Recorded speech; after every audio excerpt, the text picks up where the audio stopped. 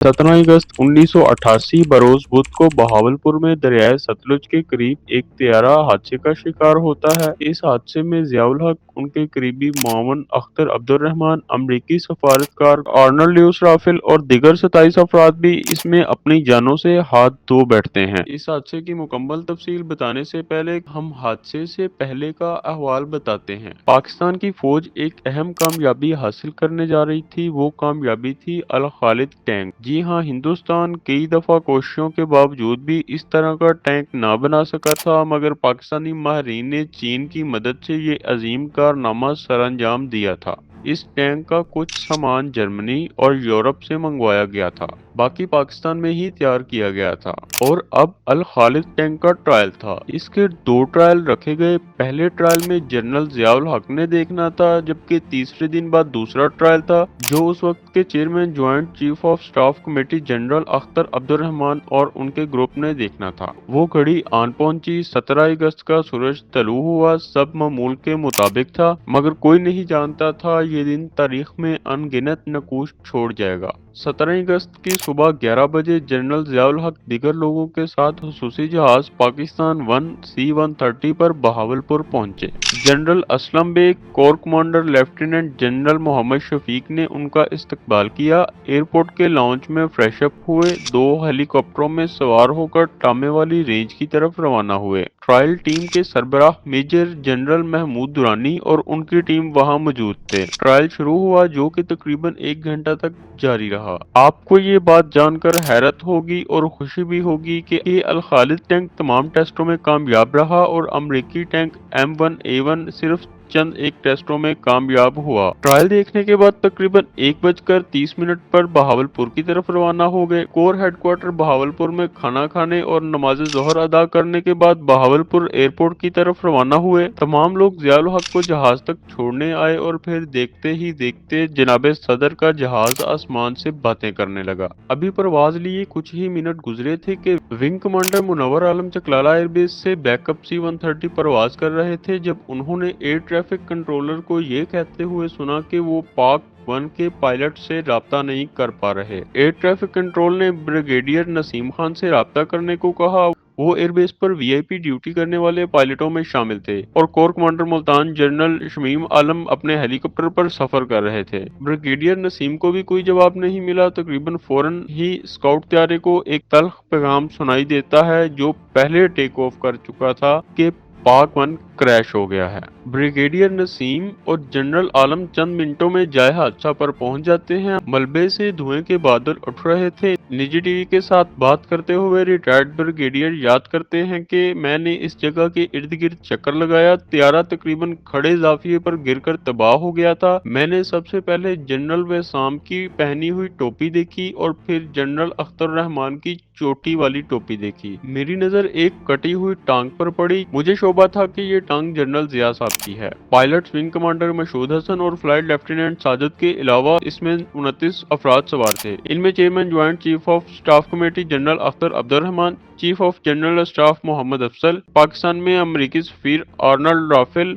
और सीनियर अमरीकी military attaché brigadier general Hobart M. Washim भी शामिल थे। Colonel Syed Minhaj Ali vice chief of army staff general Aslam bag के जहाज के पायलट थे। उन्होंने C-130 के उड़ान भरने के चंद लम्हों बाद टेक ऑफ किया।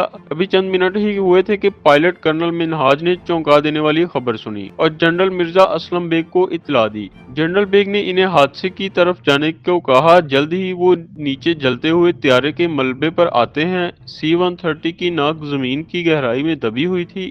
इस हवाले से मिर्जा असलम बेग की स्वानिया हयात इक़्तिदार की मजबूरियां में है कि हमें फौरन मालूम हो गया था कि कोई भी जिंदा नहीं बचा है। मैंने पायलट को हुक्म दिया कि फौरन रावलपिंडी चलो। स्क्वाड्रन लीडर नुमान फरही, जो विंग कमांडर मशहूद हसन के छोटे भाई थे, वो इस वक्त शोरकोट अड्डे पर थे, जो बहावलपुर एयरफील्ड के शुमाल में तकरीबन 90 मील के फासले पर है। जब इस हादसे की खबर सुनी तो उनका कहना था कि एक लम्हे के लिए मैंने मशहूद के बारे में सोचा لیکن وہ ابھی ابھی VIP اسکواڈرن فلائنگ فالکنز اور فوکرز میں منتقل ہوا تھا۔ ہم اپنے F-16 پر میزائل اور بارود نصب کر رہے تھے جب بیس کمانڈر ہینگر تک پہنچا۔ اس نے میری طرف ہاتھ بڑھایا اور کہا کہ مجھے افسوس ہے۔ میں نے پوچھا کیا کوئی زندہ بچ گیا ہے تو انہوں نے جواب دیا نہیں۔ اسی وقت ٹورنٹو کینیڈا میں ہزاروں میل دور جنرل ضیاء کے بڑے بیٹے اعجاز الحق اپنے اہل خانہ کے ساتھ چھٹیوں پر تھے۔ 17 اگست کو کینیڈین ٹائم صبح 10 بجے کے قریب ٹیلی فون کی گھنٹی بجی۔ فون کرنے والا کیپٹن پیر محمد جو جنرل ضیاء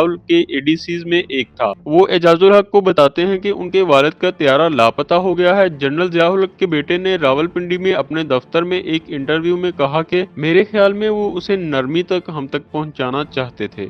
پھر میرے ماموں ڈاکٹر بشارت الہی نے فون کیا اور انہوں نے تمام حقیقت بیان کی۔ تبھی ہمیں پتہ چل گیا تھا کہ میرے والد نہیں رہے۔ کیا حادثہ تکنیکی خرابی کا نتیجہ تھا یا قتل؟ اگرچہ یہ تہذیب کاری تھی تو اس میں ملوث کون تھا؟ واقعے کی تحقیقات کے لیے بنائے گئے شفیق الرحمان کمیشن کے فائنڈنگز کو کبھی کیوں نہیں جاری کیا گیا؟ ابھی چلتے ہیں واپس سے اس حادثے پر۔ ٹامے والی سے ہیلی کاپٹر کے ذریعے بہاولپور ایئر بیس پر واپسی پر جنرل ضیاء نے اپنے وفد کے ساتھ لنچ کے لیے آرمی میس میں رکے۔ C-130 پر سوار ہوتے وقت جیسا کہ ان کی عادت تھی انہوں نے ذاتی طور پر کئی دوسرے لوگوں کو اپنے VVIP طیارے میں اپنے ساتھ آنے کو دعوت دی۔ سفیر رافیل نے دعوت قبول کر لی اور تھوڑی دیر ہچکچاہٹ کے بعد بریگیڈیئر واسم نے بھی دعوت قبول کر لی۔ وہ نہیں جانتے تھے کہ یہ پاک ون میں سوار ہونے والے ہر فرد کے لیے آخری پرواز ثابت ہوگی۔ وینٹی فیئر کے 1999 کے شمارے میں جنرل ضیاء کی موت کے بارے میں امریکی صحافی نے لکھا کہ دیہاتیوں نے پاک ون کو آسمان میں اوپر اور نیچے ہچکولے کھاتے دیکھا جیسا کہ یہ کوئی رولر کوسٹر تھا، اور اپنے تیسرے لوپ کے بعد یہ نیچے مٹی میں دفن ہو گیا، براہ راست صحرا کی طرف جا گرا، پھر یہ پھٹ گیا اور ایندھن جلتے ہی آگ کا گولا بن گیا۔ اس کے بعد کئی دنوں تک یہ قیاس آرائیاں اور افواہیں عروج پر تھیں کہ جہاز کسی میزائل کا نشانہ بنا، ہوا میں دھماکے سے تباہ ہوا، کوئی مہلک گیس خارج ہوئی اور جہاز میں آگ لگنا وغیرہ۔ غلام اسحاق خان اور جنرل بیگ سمیت سویلین اور فوجی قیادتوں کی طرف سے بار بار تہذیب کاری کا ذکر کیا گیا۔ اس کے متعلق جنرل بیگ کی سوانح حیات میں لکھا ہے کہ میں نے کور کمانڈر بہاولپور جنرل شفیق سے رابطہ کیا، انہوں نے بتایا کہ ہلاک ہونے والوں کی شناخت مشکل ہے۔ جنرل ضیاء کی کچھ باقیات ملی ہیں جنہیں ہم جمع کر رہے ہیں تاکہ ان کی میت کو تیار کیا جائے، اور یہاں CMH کے ڈاکٹروں کی ٹیم موجود ہے جو پوسٹ مارٹم کے لیے اعضاء اکٹھے کر رہی ہے۔ جنرل ضیاء کی میت دوسرے دن راولپنڈی پہنچی۔ دوسرے دن میں نے جنرل شفیق سے تفصیل سے بات کی، میں نے پوسٹ مارٹم رپورٹ سے متعلق پوچھا، انہوں نے بتایا کہ CMH سے رپورٹ کا انتظار ہے۔ چند دن بعد رپورٹ ملی تو اس میں کسی قسم کے کیمیکل کی نشاندہی نہیں ہوئی، اور چند ہفتوں بعد جب امریکہ سے رپورٹ آئی تو اس میں کسی قسم کی علائش نہیں پائی گئی تھی۔ یہاں ایک اور اہم بات بتاتے چلیں کہ جنرل اختر عبد الرحمان کا نام جنرل ضیاء الحق کے ساتھ سفر کرنے والوں کے ساتھ شامل نہیں تھا۔ انہوں نے ایک دن قبل خود صدر کے ملٹری سیکرٹری سے کہہ کر اپنا نام شامل کروایا تھا۔ 19 اگست کو امریکی محکمہ خارجہ نے اعلان کیا کہ اس حادثے کی وجہ جاننے کے لیے پاکستان حکام کی مدد کے لیے ایک ٹیم بنائی گئی ہے۔ 6 رکنی ٹیم 22 اگست کو پہنچی اور اسے جائے حادثہ پر لے جایا گیا۔ غیر ملکی اور مقامی ماہرین یہ نہیں سمجھ سکے کہ مکینیکل خرابی کیسے ہو سکتی ہے، کیونکہ 14 تکنیکی ماہرین نے جہاز کے اترنے اور بہاولپور سے روانہ ہونے کے درمیان چیک کیا تھا۔ ملبے کے کچھ حصے بھی ٹیسٹ کے لیے امریکہ بھجوائے گئے۔ جنرل ضیاء کی موت پر مبنی محمد حنیف کے ناول میں آخری ٹروجن ہارس کے طور پر لازوال آموں کے کریٹس کا بھی ذکر تھا، جو بہاولپور میں مرحوم صدر کو پیش کیے گئے تحائف میں شامل تھے۔ کئی تحفہ دینے والے افراد کو فوری گرفتار کر لیا گیا اور کم از کم 8 گھنٹے تک پولیس کی حراست میں رہے۔ BBC کی رپورٹ کے مطابق زمینی عملے سمیت تقریباً 80 افراد کو پوچھ گچھ کے لیے حراست میں لیا گیا۔ پائلٹس مشہود حسن اور لیفٹیننٹ ساجد کے ماضی کی بھی تحقیقات کی گئیں اور انہیں بے قصور پایا گیا۔ کیپٹن مشہود کو ایک ایسا پائلٹ سمجھا جاتا تھا جس کے ساتھ جنرل ضیاء کو پرواز کرنا پسند تھا۔ 16 اکتوبر کو کابینہ کے اجلاس میں صدر غلام اسحاق خان کو حادثے سے متعلق 365 صفحات پر مشتمل ریڈ باؤنڈ ٹیکنیکل رپورٹ پیش کی گئی۔ اسے ایئر کموڈور عباس ایچ مرزا کی سربراہی میں ایک بورڈ آف انکوائری نے تیار کیا تھا۔ اس گروپ میں کیپٹن صباحت علی خان جو کہ C-130 کے پائلٹ اور ماہر تھے، اور GP کیپٹن ظہیر الحسن زیدی جو حادثے کی تحقیقات کے ماہر تھے، وہ اس ٹیم میں شامل تھے۔ امریکی رپورٹ بھی اپنی منزل پر پہنچی۔ ملبے کی جانچ نے واضح طور پر اشارہ کیا کہ طیارہ درمیانی ہوا میں نہیں ٹوٹا تھا۔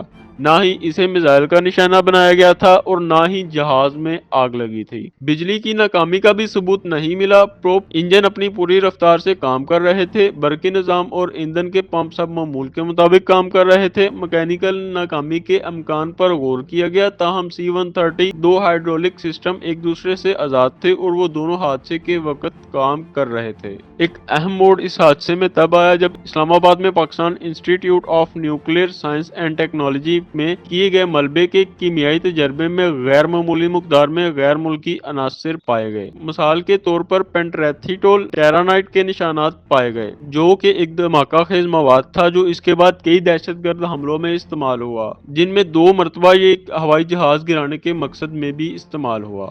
اینٹیمونی اور فاسفورس کی باقیات بھی موجود تھیں، جو عام طور پر ہوائی جہاز کے ڈھانچے، ایندھن وغیرہ میں نہیں پائی جاتی ہیں۔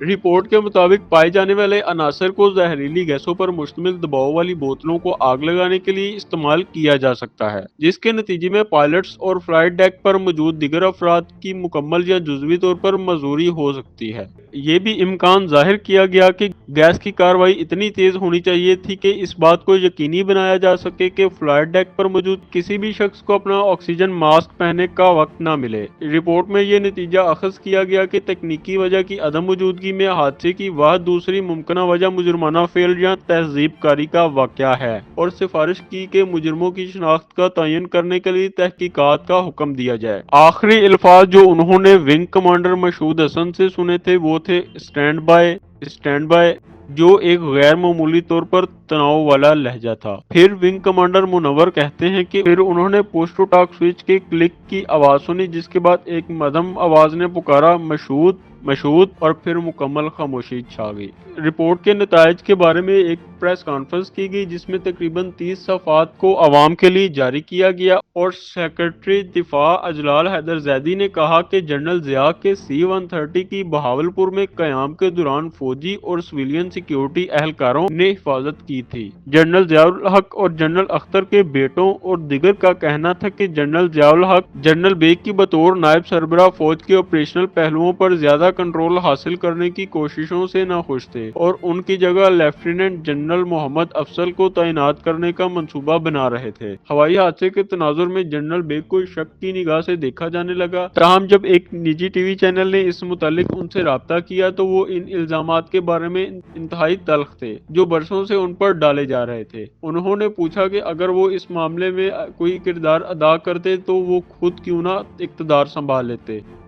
ستم ظریفی یہ ہے کہ دونوں جرنیلوں میں سے کوئی بھی واقعی پرواز میں شامل نہیں ہونا چاہتا تھا۔ جنرل اختر آرمرڈ ڈیکورڈ میں سے نہیں تھے، اس لیے ان کے پاس ٹینک کے ڈیمو میں شامل ہونے کی کوئی وجہ نہیں تھی۔ ان کے اہل خانہ کا کہنا ہے کہ ایک بریگیڈیئر کی جانب سے جنرل اختر عبد الرحمان کو بہاولپور جانے پر آمادہ کیا گیا تاکہ اس تبدیلی پر تبادلہ خیال کیا جا سکے جس کے بارے میں جنرل ضیاء مبینہ طور پر فوجی قیادت میں سوچ رہے تھے۔ جنرل اختر رحمان کے صاحبزادے کہتے ہیں کہ میرے والد کو جہاز میں بٹھانے کے لیے ایک بریگیڈیئر کا استعمال کیا گیا جو کہ مسلسل ان کے ساتھ رابطے میں تھا، وہ 1 یا 2 دن پہلے ان سے ملنے بھی آیا تھا۔ جنرل ضیاء الحق بھی جانے کا ارادہ نہیں رکھتے تھے، لیکن میجر جنرل محمود رانی اصرار کرتے رہے۔ جنرل ضیاء اور جنرل اختر دونوں کے خاندان ہرکولس C-130 بنانے والی کمپنی لاک ہیڈ پر ہرجانے کے لیے مقدمہ کرنا چاہتے تھے۔ اس متعلق ان کا کہنا تھا کہ ایسا نہیں ہے کہ ہم پیسے چاہتے تھے، ہم چاہتے تھے کہ وہ ثابت کریں کہ طیارے میں کوئی غلطی نہیں تھی، لیکن ہمیں امریکی انٹیلیجنس کمیونٹی کے دوستوں نے روک دیا جنہوں نے ہمیں بتایا کہ یہ کام کرنا خطرناک ہے، اپنی گیند پر نظر رکھیں، آپ کو ملک میں رہنا ہے۔ یہاں تک کہ انہوں نے امریکہ میں ایک وکیل ایفلی بیری سے بھی رابطہ کیا جنہوں نے تفصیلات سننے کے بعد اعجاز الحق کے مطابق اسے زندگی بھر کا کیس قرار دیا۔ اعجاز الحق کہتے ہیں کہ اس وقت تک سفیر کی اہلیہ نینسی علی اور واسم کی اہلیہ دونوں نے سچ کی تلاش میں جنرل ضیاء اور جنرل اختر کے خاندانوں کے لیے اپنی حمایت کا اظہار کیا، اور پھر اچانک مسٹر بیلی نے ہماری کالیں لینا بند کر دی، نینسی نے اپنا نمبر تبدیل کر لیا اور ہم اس تک رسائی حاصل نہیں کر سکے، اس لیے ہم نے کیس کی پیروی کرنا چھوڑ دی۔ ضیاء الحق کی موت کا باضابطہ اعلان چند گھنٹے بعد ریڈیو پاکستان اور Pakistan television network پر سینٹ کے چیئرمین غلام اسحاق خان نے کیا، جنہوں نے صدارت کا عہدہ سنبھالا۔ ضیاء الحق کی سرکاری نماز جنازہ اسلام آباد کی فیصل مسجد میں ادا کی گئی، جس میں تقریباً 10 لاکھ افراد نے شرکت کی۔